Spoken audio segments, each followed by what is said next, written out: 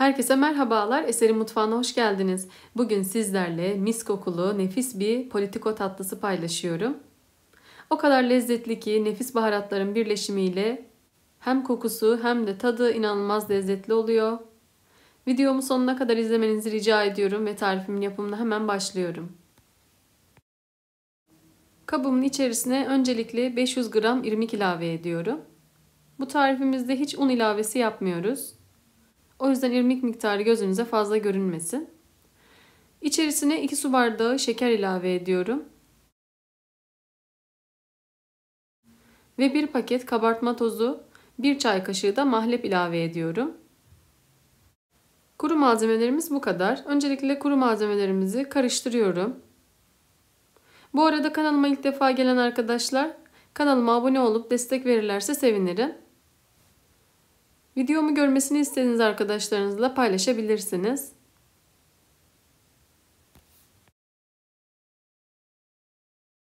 İyice karıştırmış olduğum kuru malzemelerimi kenara alıyorum. Ve irmiğin içerisine dökeceğim sütü öncelikle bir kabın içerisine aldım. 1,5 bardak süt ilave ediyorum. Ve içerisine 2 çay kaşığı karbonat ilave ediyorum. Karbonatı sütün içinde çözünene kadar karıştırıyorum.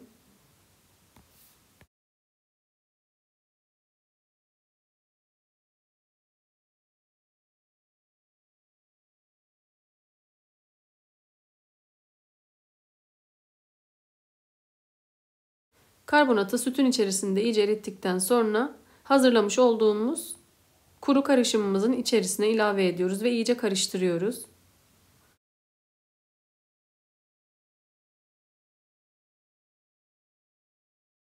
Size katı gibi görünebilir ama karıştırdıkça içerisindeki şeker eriyor ve gördüğünüz gibi kıvamımız gayet istediğimiz gibi güzel bir kıvamda oldu.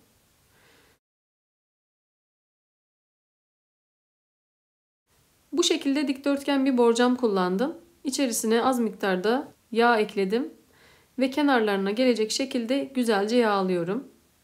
Bir peçete yardımıyla yağlıyorum çünkü içerisinde fazla yağ olmaması gerekiyor. Aksi durumda tatlıyı sertleştirebilir. Hazırlamış olduğum irmikli karışımımı borcamımın içerisine güzelce bastırarak yerleştiriyorum. Siz farklı bir fırın kabı da kullanabilirsiniz.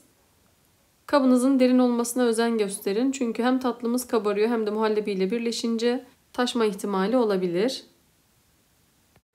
Daha sonra borcamımı sağa sola sallayıp tatlımın yüzeyini düzeltiyorum.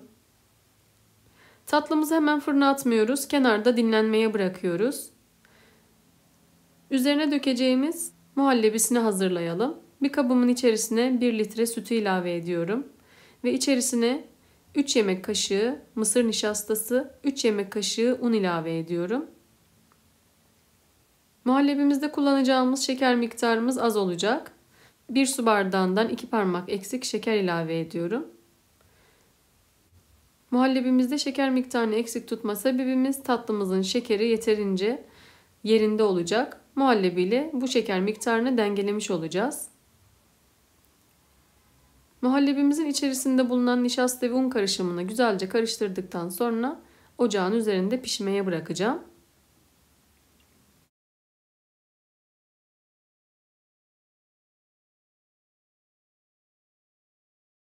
Muhallebimiz artık hazır.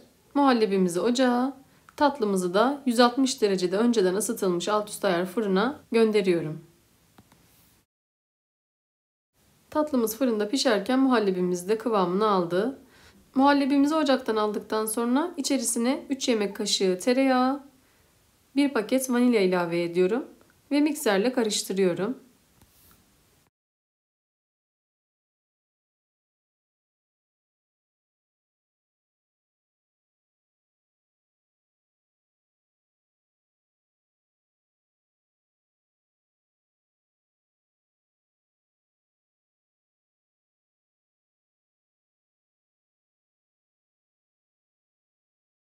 Muhallebimiz hazır.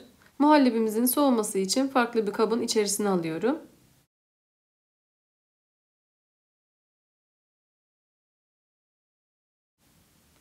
Ve üzerinin kabuk bağlamaması için streç filmle kapatıyorum. Öncelikle oda sıcaklığında ılımasını bekliyorum. Daha sonra da buzdolabında soğumaya bırakıyorum.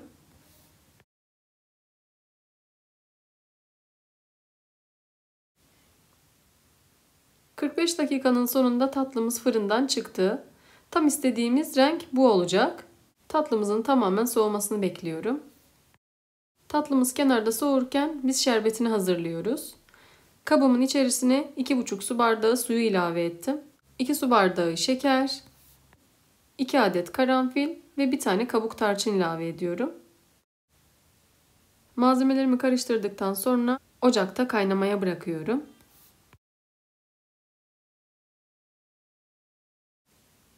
Şerbetimiz artık hazır. Tatlının kenarlarını bir bıçak yardımıyla düzeltiyorum.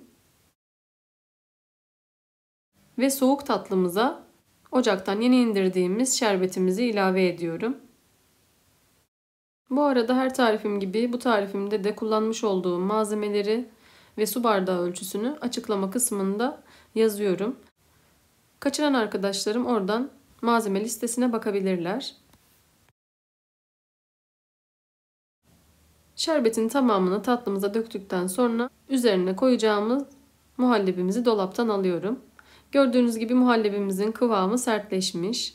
Bir kaşık yardımıyla öncelikle karıştırıyorum ve daha sonra mikserle pürüzsüz bir kıvam elde edene kadar çırpıyorum.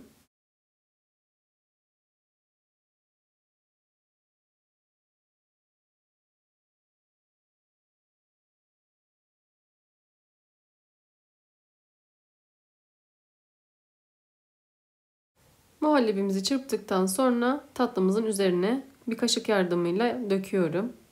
Muhallebimizi üzerinde şekil olması açısından kaşık yardımıyla döküyorum. İsterseniz direkt de komple döküp düz bir zemin elde edebilirsiniz. Kestikten sonra alt kısmında şekil olması açısından ben kaşık yardımıyla döküyorum.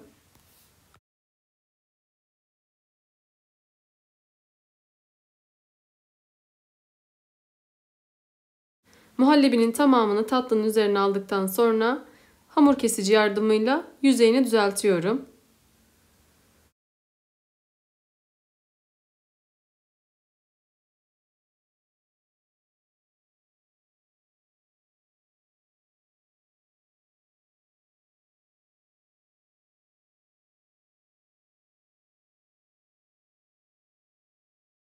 Muhallebimizi düzelttikten sonra kenarlarını bir peçete yardımıyla temizliyorum ve artık tatlımızı dinlendirmeye bırakacağım. Buzdolabında 2 saat dinlenmeye bırakıyorum.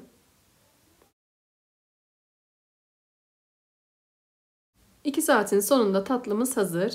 Üzerini bolca tarçınla süslüyorum.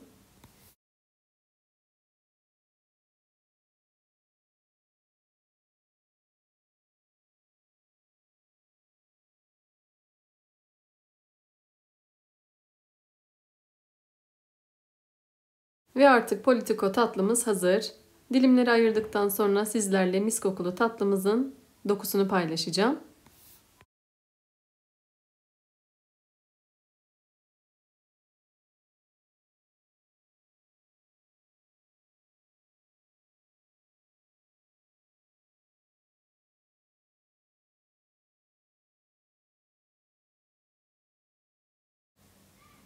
Ve artık tatlımız hazır. Hemen sunum tabağıma bir dilim alacağım ve sizlerle kıvamını paylaşacağım. İçerisinde kullanmış olduğumuz mahlep, karanfil ve tarçının uyumu harika. Eminim ki sizler de bu tatlıyı çok beğeneceksiniz. Bizim ailecek beğendiğimiz çok lezzetli bir tatlı oldu. Kıvamı, dokusu, görüntüsü şahane. İçerisinde hiç un ve yağ kullanmadık. Kesinlikle sizlerin de beğeneceğinden eminim.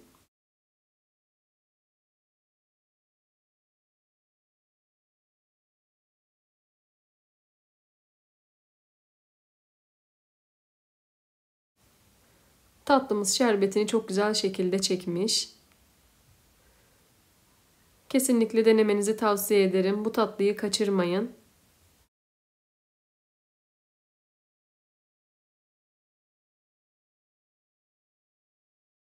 Bugünlük de bir tarifimin sonuna geldim.